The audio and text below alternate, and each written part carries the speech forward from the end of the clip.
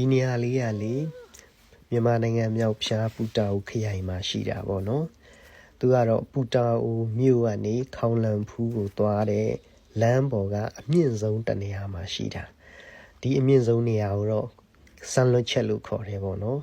ဒီရေခဲတွေကလေဇန်နဝါရီ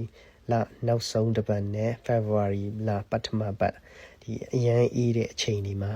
ဒီအမြင့်ဆုံးတောင်ကိုရေခဲတွေရောက်လာတာပေါ့နော်ရေခဲတွေဖုံးပြီးတော့ဒီနေရာကို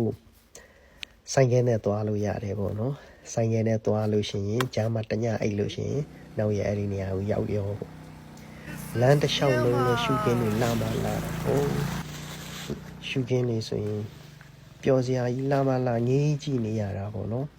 ဆိုင်ကဲနဲ့သွားလို့ရတယ်ဆိုတော့တိတ်ကိုလွယ်တာပေါ့နော်လူငယ်တွေအတွက်ဆိုရင်တော့